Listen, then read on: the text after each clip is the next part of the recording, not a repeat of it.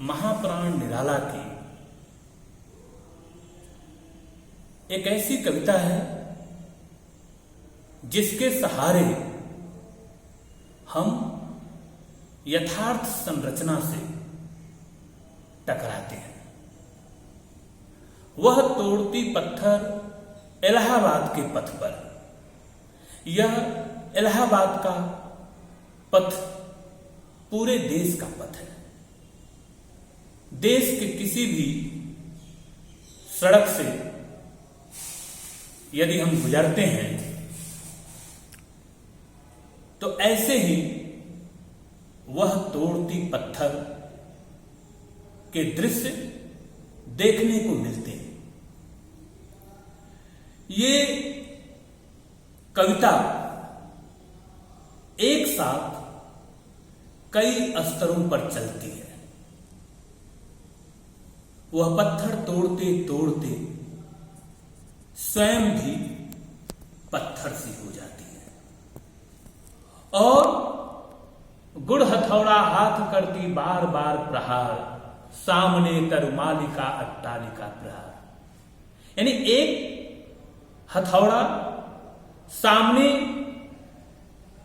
पत्थर पर पड़ता है और वही एक हथौड़ा सामने तरुमालिका अट्टालिका पे भी पड़ता है और एक हथौड़ा वह तोड़ती पत्थर युवती के मन पर पड़ता है।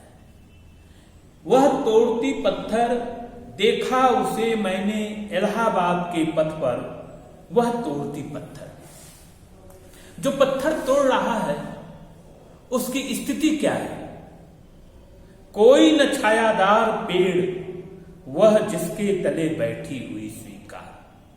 श्याम तन भर बधा यौवन नत नयन प्री कर्म रत्न। गुड़ हथौड़ा हाथ करती बार बार प्रहार, सामने तरुमालिका अट्टालिका प्रहार। वो बार बार पत्थर तोड़ते तोड़ते स्वयं भी पत्थर सी हो जा रही है।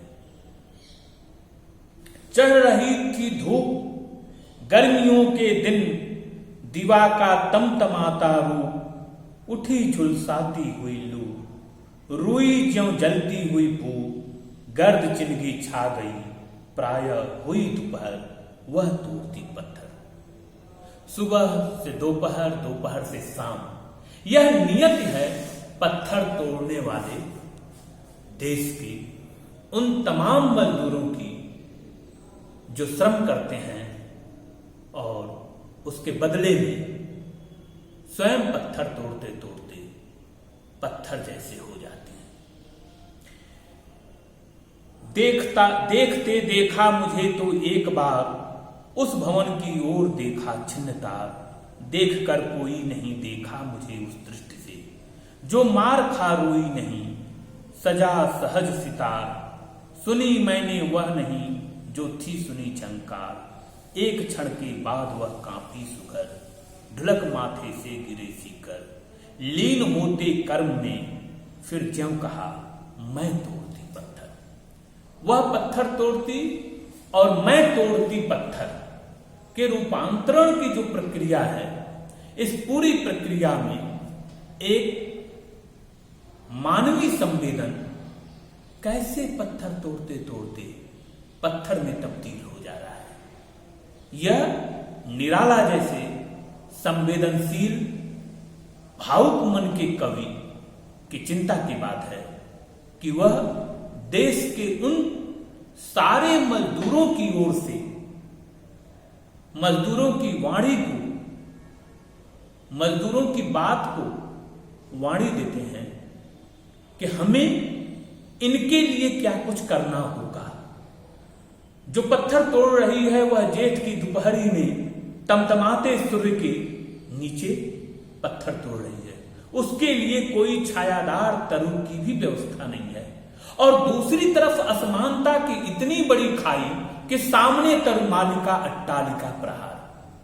ये जो सामने विशाल अट्टालिका है और उसके सामने वह पत्थर तोड़ती मजदूर।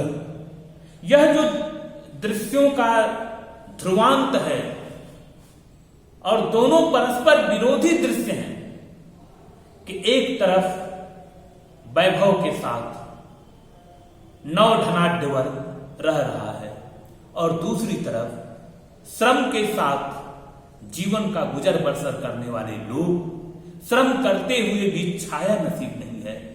उनके कार्य पर हर समय कड़ा पहरा है। वो एक क्षण के लिए आराम भी नहीं कर सकते, विश्राम भी नहीं कर सकते। तो ऐसे मनुष्यों की ओर से निराला एक तरह से वह तोड़ती कविता के माध्यम से पूरे देश के मजदूरों की हक की आवाज उठाते हैं कि वह तोड़ती पत्थर इलाहाबाद के पथ पर, इलाहाबाद की जगह देश की कोई भी सड़क हो सकती है। हर जगह लगभग यही हाल है। और आज लोकतंत्र के बढ़ते क्रम में अब कम से कम ये व्यवस्था की जा रही है कि जहां भी कोई मजदूर पत्थर तोड़ रहा हो वहां छाए की व्यवस्था सैद्धांतिक तौर पर हम कर रहे हैं, व्यवहारिक तौर पे भी कर रहे हैं। तो हमें इस संवेदना की ओर बढ़ना होगा। यह कविता पढ़ने के बाद हम में इतनी चेतना अवश्य जागनी चाहिए कि हमारे सामने यदि कोई मजदूर पत्थर तोड़ रहा हो तो उसके लिए छायादार दरों की भी जगह होनी चाहिए। इतनी जगह हमारे हृदय में, हमारे संवेदन में हो कि हम उस मजदूर को थोड़ा आराम भी दे सके, तब जब वह श्रम कर रहा हो। तो यह कविता पूरी तरह से श्रम की प्रतिष्ठा की कविता है और श्रम करते करते विमानवीकरण होने की जो प्रक्रिया है उसमें रोकने की कोशिश करती है। और इसके लिए एक साथ दो ध्रुवांत लेती है, एक सामने तरुमालिका अट्टालिका और दूसरी तरफ न कोई छायादार तरु जिसके तले बैठी वह स्वीकार। गर्द चिंगी छा गई, चिंगी छा जाना, झाई पड़ जाना, आंखों में चिंगारी उठकर पड़ना, यह स्थिति हमारे मजदूरों की है। इनकी स्थिति में बदलाव हो, परिवर्तन हो, यह कविता की संवेदना से ही, मनुष्यता की संवेदना से ही संभव हो सकता है।